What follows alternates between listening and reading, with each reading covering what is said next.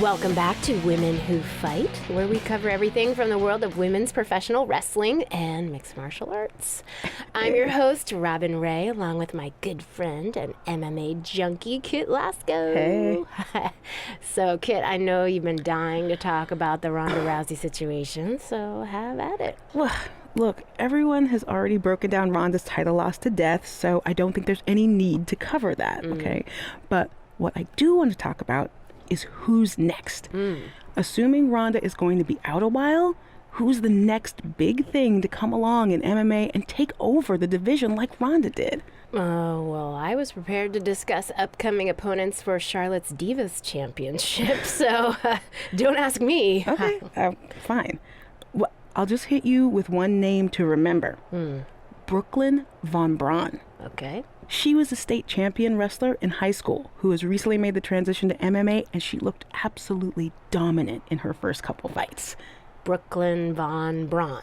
Von right? Braun. Von Braun. All right, got it. All right, so Yeah. can we talk about Charlotte now? Dude, we only spent like 10 seconds talking MMA. WWE always gets the majority of the show. What's up? Well, it is my studio. It's your parents' basement. Yeah, that's been converted into a professional podcast studio. Your mom brings us oatmeal cookies and lemonade. Okay, do you not want her to do that? No, I'm just saying we should be balanced with our coverage. As always, Women Who Fight also applies to your two hosts. All right, let's just take a break and sort this out. Yeah, whatever. Fine. I think I just heard the timer go off on the cookies anyway. They smell really good. Yeah, see?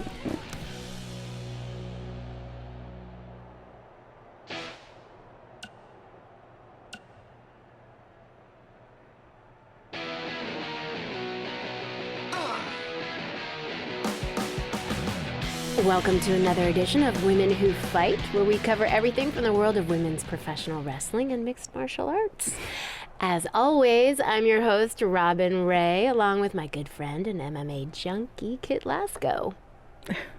Do you have to say junkie? It sounds like I need to attend a meeting. Oh, come on, it's just a figure of speech.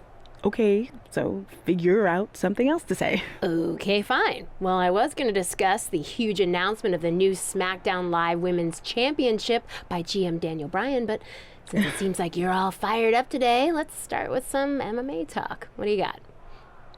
How about MMA aficionado? Or pundit? That sounds fancy. You know, I'd prefer not to spend any more time on your show intro. Okay, whatever.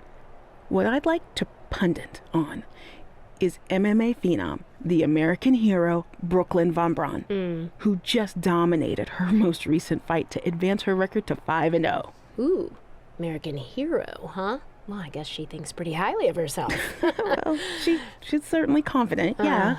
But the thing is, she can back it up. Okay. You remember, I mentioned her last year when she first debuted, and I'm calling it again now. She is going to be a megastar in MMA. Well, speaking of megastars, let's talk about my prediction on who will win the six-pack challenge to be crowned the first ever SmackDown Live Women's Champion. I'm going with Becky Lynch.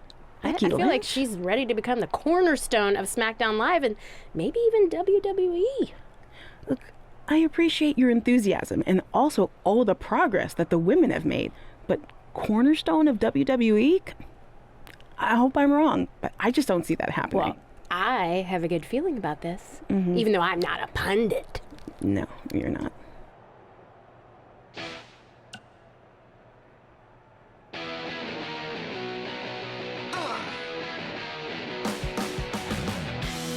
Welcome to another edition of Women Who Fight, where we cover everything from the world of women's professional wrestling and mixed martial arts. As always, I'm your host, Robin Ray, along with my good friend and MMA pundit, Kit Lasco. Thank you for that wonderful introduction, Robin. You're so welcome. Okay, the main topic I'd like to discuss today is the upcoming third annual Mae Young Classic tournament. We're only a couple months away, so the participants should be announced soon, right? Well, honestly, it doesn't really matter who's in it, because mark my word, Rhea Ripley is going to win the whole thing this year. Okay, didn't you say that last year? I don't recall. Well, nonetheless, in 2018, Rhea lost in the semifinals to Io Shirai, who then went on to be defeated by Toni Storm in the finals. So if anything, shouldn't Shirai be the favorite? Well, I guess if you're painting by numbers, I mean... What? Painting by numbers? Yeah. It's all speculation at this point. We don't even know who's in the field yet. There could be some dark horse who comes out of nowhere to win the whole thing, but as of right now, I can only go off what we do know. And if you actually think about who's driven to win this thing and who has all the tools to do it, it's Rhea Ripley. Okay, then please provide some evidence to support that statement. Pundits don't need evidence.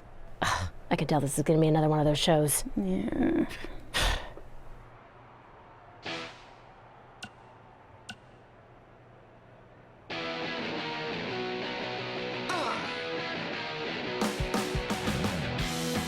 Welcome back to a special live edition of Women Who Fight, recapping everything we just saw at Evolution, where Red completed her improbable run by defeating Rhea Ripley to win the Mae Young Classic.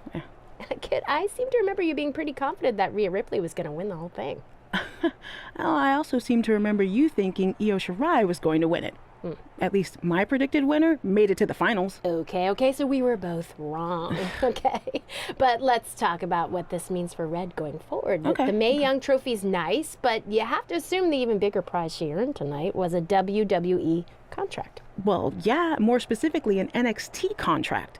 I wouldn't be surprised if we see an announcement regarding that very soon. Based on the success of previous winners, Kairi Sane and Toni Storm, I don't think it's crazy to think that Red could capture championship gold in the very near future.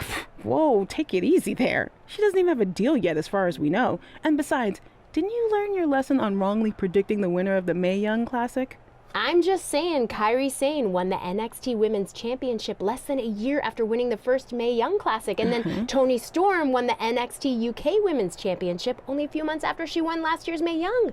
There is data to back this up. Okay, but just because it happened for those women doesn't mean it will happen for Red. Well, I think you're getting way ahead of yourself. Okay, we'll revisit this at a later date and see if I was right. Until then, let's get back to discussing an amazing show.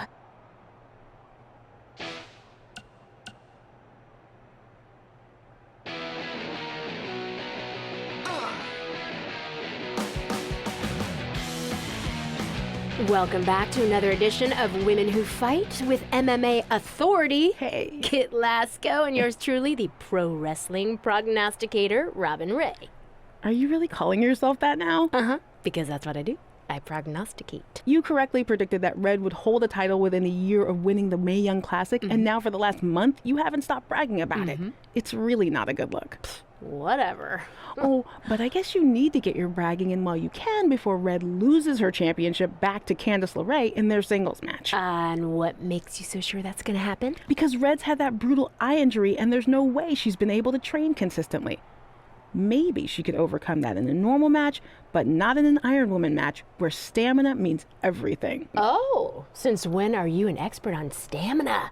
You get winded going up my podcast studio stairs. You mean your parents' basement stairs? Which happen to be very steep. And I'm an expert because I cover MMA, okay? So I know a lot more than you do about how a fighter's cardio and training can affect the outcome of the fight. Fine, fair enough. And speaking of MMA, I have to mention the article you just wrote about how MMA star Brooklyn Von Braun and Red actually went to high school together. I know. That is such a crazy story. Dude, I know.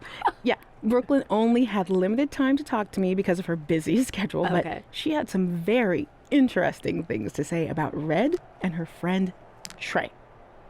I'll leave it at that. Well, I won't, because at one point, Brooklyn claimed Red used to change in private after gym class because she had 3 butt cheeks. You gotta read the article, people. Gotta read it. It's crazy.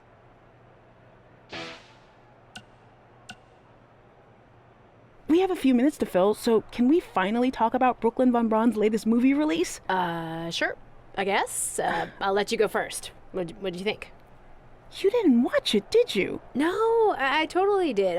Brooklyn, she was great. She really knew her lines, and her hair was really nice, and she handled the props really well. Seriously?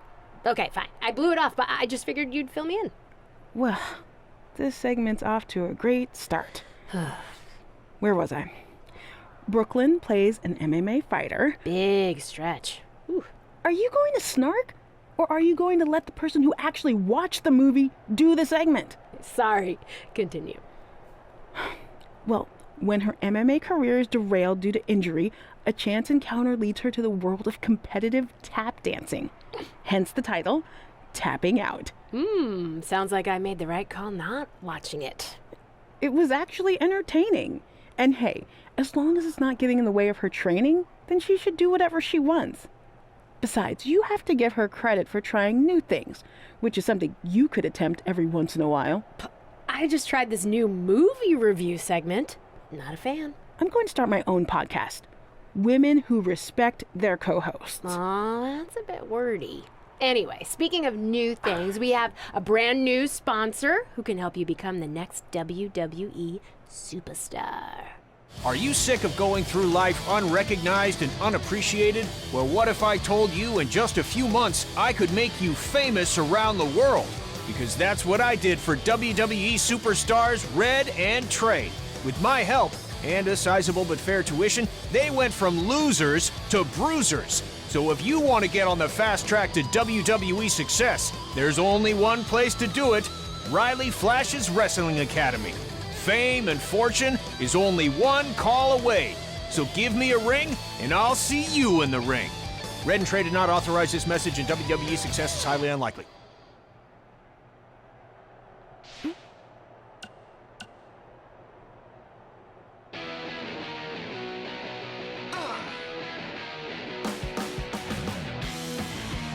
Welcome to another edition of Women Who Fight, where we have breaking news.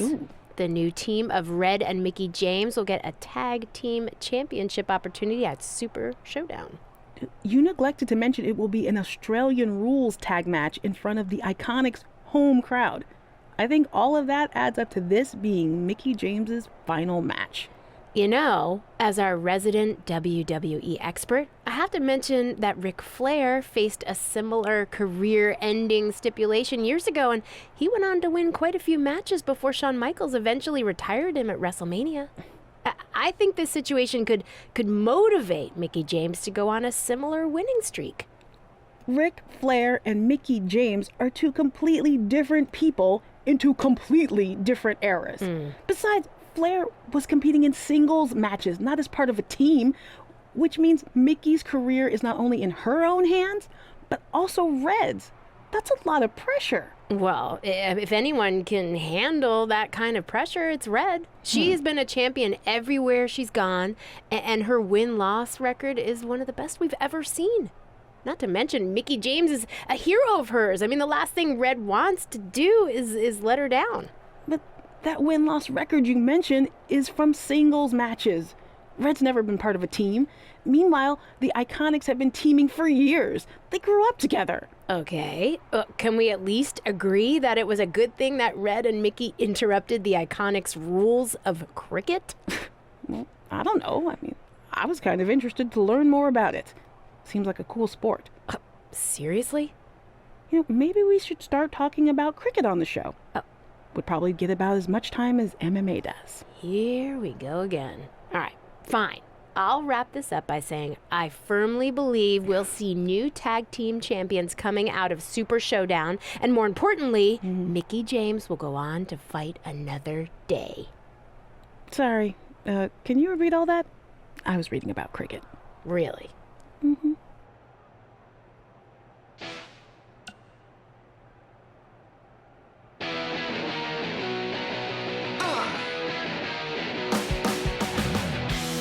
Welcome to another episode of Women Who Fight, where we have some huge news to discuss. That's right. After nearly 12 years of doing this show, we finally moved out of your parents' basement. Yes, we have recently upgraded our studio, but that's not what I wanted to talk about. Oh, I really hope your mom can still bring us snacks here. Yeah, we'll have to give her a security badge, but shouldn't be an issue. That's right, people. We're security badge big now. Okay, all that aside, what I wanted to discuss is the huge development that MMA star, actress, and international recording artist Brooklyn Von Braun is the new GM of SmackDown Live, she called it. It really has been an insane week as our worlds of MMA and WWE are intersecting like we could have never imagined. Yeah, and I don't think Red and Trey ever imagined this could happen either. I mean, we've documented their history with Brooklyn. This can't be good for them, right? I'd like to give Brooklyn the benefit of the doubt, But her first order of business as GM was putting Red's title on the line in a best-of-5 series against Becky Lynch and her Savages. Yeah, give her credit for making an impact, I guess, but she put Red in a very tough spot. Yeah. But I want to look at the bigger picture. Kit, you've been covering Brooklyn since way before anyone in the mainstream knew about her. Do you think this could ever lead to her competing in a WWE ring? When it comes to WWE and Brooklyn, you never say never. I mean, given some of the things she said in the past, I never thought she'd even attend a WWE event, let alone become GM. But if I had to guess, I think she's just doing this to get under Red and Trey's skin. Well, we'll have to wait and see how that transpires. But first, we have the best-of-5 series coming up. We'll break down the matchups after this. Hey, call your mom to see if she can come down here. I'm craving her butterscotch cookies.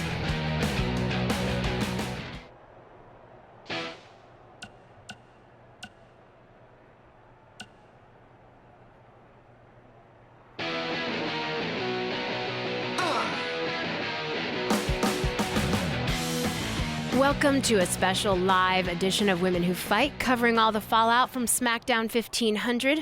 There is certainly a lot to cover. Well, let's start with the fact that there's a new WWE champion thanks to the actions of Brooklyn Von Braun. We can only speculate at this point, but it looked like Brooklyn and Samoa Joe might have been planning this for quite a while. Well, I want to hear an explanation from Brooklyn, and knowing her, I'm sure we will. But it doesn't take a genius to connect the dots. This was a setup. And I think it started with Brooklyn teaming with Trey in the mixed match challenge in order to earn his trust. Yeah. Looking back on it all now, her sudden change of heart was just way too good to be true. Look, this might be controversial, but you have to applaud Brooklyn in some way. What? Why? Because she came into Red and Trey's domain and in just a short time managed to pull all the necessary strings to not only embarrass them, but also position herself as the most powerful woman in WWE. Like it or not, that's impressive. Yeah, I'm not sure that's how I'd describe it. Deceitful, maybe vile, perhaps, but impressive? No. Look, you're obviously biased towards Red and Trey since they're longtime WWE superstars. And when an outsider from MMA comes in and dominates them at their own game, it doesn't sit well. I get it. That's not what this is about. It's about right and wrong. No. And Brooklyn is clearly wrong here. No, I don't think it's that simple. Whatever. I mean, lost in the shuffle of all of this is that Red announced she wanted to bring back the Divas Championship, but was informed that it was already spoken for. Well, and we'll speculate on what that could possibly mean when we come back. Well, maybe we can have a bias-free discussion on that. Maybe.